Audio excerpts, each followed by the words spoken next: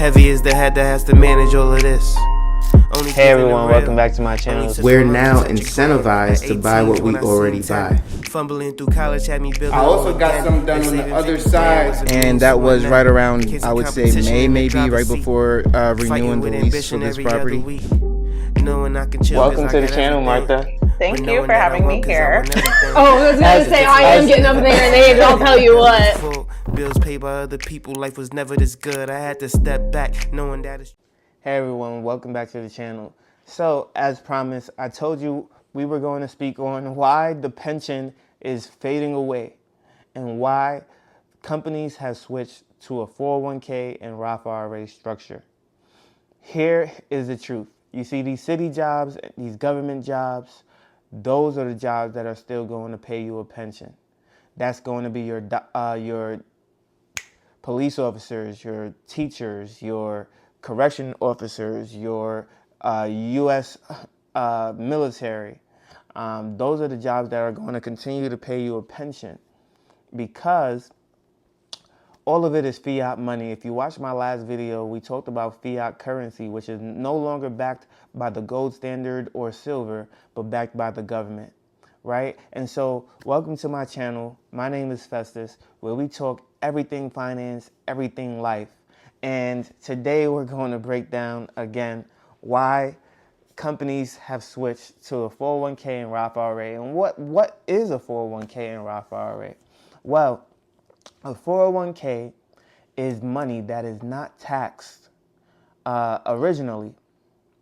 It's only taxed after you turn 65 or 67 years of age and you start pulling that money out. That's when your money is taxed. A Roth IRA is taxed immediately, and that allows you to not pay taxes later on in life as your money grows through the financial markets. And a pension, obviously, is when you work for a company for a certain period of time, and that company starts to pay you after you've retired. Now, in the financial or accounting, we consider, or I should say they consider, a pension to be long-term debt, right? Because this is debt that they are paying on their books long-term for however long that individual continues to breathe, right? And so if they're considering that long-term debt, that's going to affect their balance sheet. That's going to affect financial statements. And if a business is going to acquire said business, they want to know that they are able to get rid of debt that does not service them, right? Some debt are tax write-offs, like real estate debt or improving the business through equipment and things of that nature. That can be offset by taxes. And so when you're paying a pension to a no longer existing employee, that can be a hard thing to swallow. And so as people are starting to live longer and there are less people entering the workforce than ever before, you're going to realize that you're going to have less workers and more pensions to be paying in the long run. And so companies got to the head of that and they decided, we're going to get rid of the pension and start to offer something called a 401k and Roth IRA, right? Imagine if you had a pension, you're 65 years old, you didn't save any money whatsoever in life, and now you're getting paid $10,000 a month because you worked for a company for 20 years. You're getting $10,000 a month for the rest of your life only because you worked for a company for 20 years.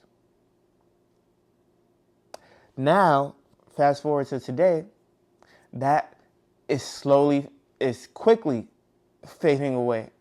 And if you decided you would go the 401k route instead of the Roth IRA, you would be able to invest all your money non-taxed. So you're not paying any taxes on this money. It's coming right out of your paycheck. And because you're not paying taxes on this money, it gets to grow a lot faster because you got your non-tax money in there growing on top of whatever the company is paying as a match. What companies will tell you these days is that they're putting the power in your hands by allowing you to invest in your own financial future. Yes, that's right. Instead of getting a pension in which you didn't have to put any money into, you now have to put money into your own 401k in order to reap the benefits. Now, 401k just got updated recently, and I believe they're allowing up to $21,500 in contributions every single year. So you can contribute up to $21,500.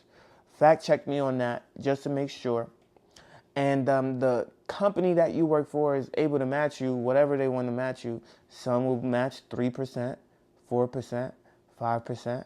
A lot of companies these days, at least in my state, they're doing a 4% company match. I think that's a pretty good match. It's better than 3%. There are some companies that do a 5% or even a 6% match. And I think that is even great. That is absolutely great. That is free money. You should absolutely collect it. With that being said, because you are compounding that money over time every single year, let's just say the S&P 500 goes up 9 to 11% every single year.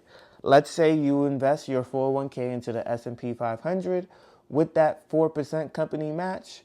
Over a 10-year period, it is going up 9 to 11% every single year. You're going to have millions of dollars by the time you retire at the age of 65, 67.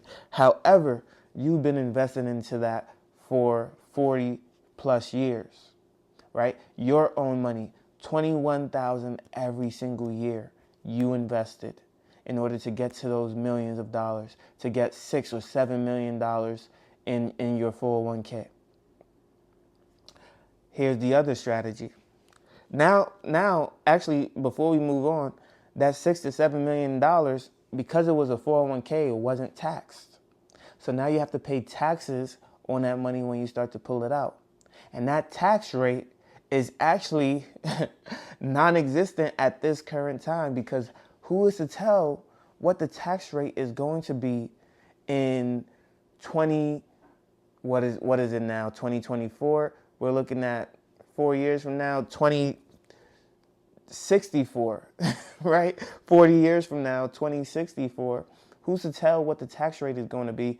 And I can probably tell you it's going to be more than it is today. So you're going to pay more taxes on that money than had you just had a Roth IRA in the first place. So now we're going to switch over to Roth IRA. Now with the Roth IRA, you're going to pay your taxes up front, which actually lowers your tax liability every single year. However, you're not able to invest $21,500 a year into a Roth IRA. You're only able to invest about $7,500. And there's a reason for that.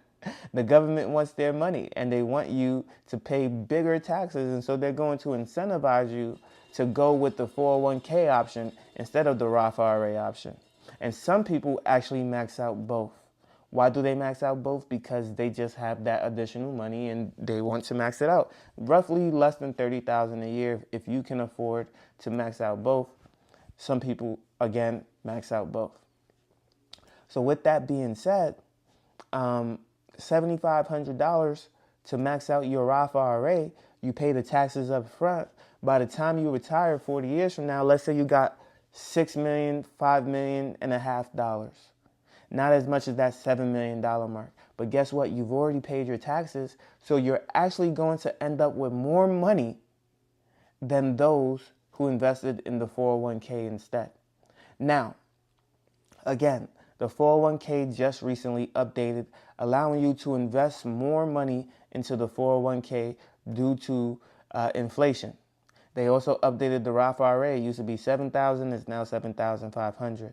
However, they've allowed more money into the 401k than the Roth IRA. So the numbers can be skewed because you are able to invest more in the 401k. Therefore, you are able to make more over the duration of your life by investing in the 401k at this certain point. But if you were to invest the same money, $7,500, the Roth IRA would obviously beat the 401k because you're paying those taxes now and not in the future. All right. So, what is better, a pension or a 401k and Roth IRA position? Obviously, for the company, it's better to have a 401k or Roth IRA. They pay you now. Once you leave, they no longer pay you. There's no long-term debt attached to that. They can always lower the percentage, and they get to write it off in their taxes as well, that they're paying essentially a payroll, and they can offset some of their tax liability that way. Now, for the individual who now has to take control of their own financial future, they now have to shell out money towards these things that they can no longer put to food, shelter, and other things that affect their lives drastically. And so when people who are not used to having control of their own financial well-being are now in control of that, what happens? Well, you see a lot of chaos. Government is now saying that companies should invest 1%, even without the knowledge of the individual knowing. If you worked for a big bank, if you worked for a lot of these larger institutions, they'll start to invest for you without your knowledge and take a portion of your paycheck and put it towards a 401k and Roth IRA plan. And do you know why that is? It's because they know that the majority of people that work for them would not invest because they don't have an idea of what that means to their financial well-being and to their financial future. And so it's incumbent on that company, as big as they are, to now take matters into their own hands in order to support the individuals that work for them, because there are too many individuals. Can you imagine if Amazon did not just simply start investing for a lot of their workers who have no idea what a 401k and Roth IRA is? They would have no retirement. They would simply be living for today and not know what tomorrow brings. And so it is really important that a lot of these bigger institutions that have hundreds of thousands of employees invest for them sometimes, because the knowledge is absolutely lacking. Absolutely lacking. I can't tell you how many people I see every single day that have never invested a day in their life. Their entire life savings is about $10,000, and the way that they're going to live their rest of their life is on Medicaid and Social Security and disability benefits. Is it their fault? Absolutely not. There's a lack of education, there's a lack of knowledge that was not passed down. And as times have changed, the people stayed the same. Not knowing what forces would push them in whichever direction. And I can guarantee you 20, 30, 40 years from now, times will change again. And there will be a new decision to make on how to be successful and how to have a decent retirement. Because I can promise you that the government and the Fed cannot continue to pump money into these institutions and into these brokerages and into all of these financial sectors and believe that we're going to continue to maintain prosperity and profitability within the stock market. And so it's absolutely not a sustainable future the way that this has been going. And again, with this fiat currency, they're now facing a lot of headwinds, which we'll save for another video, because we do have BRICS and other European nations now actually fighting back against the US dollar and trying to take it away from being the reserve currency that kind of mirrors what all nations should follow. You know, there are people in Europe now saying that they don't even want to accept the US dollar. And so that is a troubling thing for a lot of Americans today. To not know whether or not your currency will be accepted when you go to a foreign land. Not that you can't convert it for a cheaper rate, but that it won't be accepted whatsoever. How do you deal with that in a foreign country where Americans are thought to be the biggest and and the greatest at doing whatever it is that they do. You go there, you're living large, and you're doing whatever you want. Trust me, I felt so good going to a lot of these foreign countries, being able to not only spread the wealth, but enjoy myself, and to think that our currency wouldn't even be accepted. You know, I have family in Europe. I would absolutely love to go to Europe and think that I can use this currency the same way I would anywhere else. But right now, there are definitely ripple effects being heard around the world that they're trying to knock the US dollar off of this standard. And so you tell me, what's going to happen? What's going to happen, you millennials? What's going to happen to retirement itself? You see, they're already saying that Social Security is going to be insolvent. That doesn't mean that it'll be eradicated completely, but that means that there will be a percentage knocked off of Social Security every single year. This is what people are voting on every single year. This is what the elections are running on every single year. Knowing that they can't allow this to happen, knowing that Social Security is 33% of our debt spend every single year. There's just so much to unpack, so much to go over in these financial sectors, so much to go over with the Fed, so much to go over with the government, but most importantly, so much to go over with your financial future. When you invest with Festus, when you look at this YouTube channel, when you start to think about your life in general, you'll start to understand why it's so important to take control of your financial future, because it is absolutely in your hands now to do so.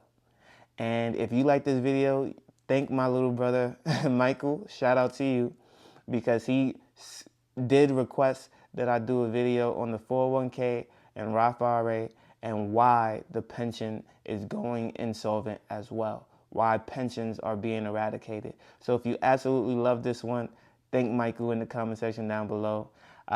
You know I post every single day at 8 a.m. daily on YouTube, Rumble, and Spotify for podcasters, and I can't wait to see you on the next one. Peace.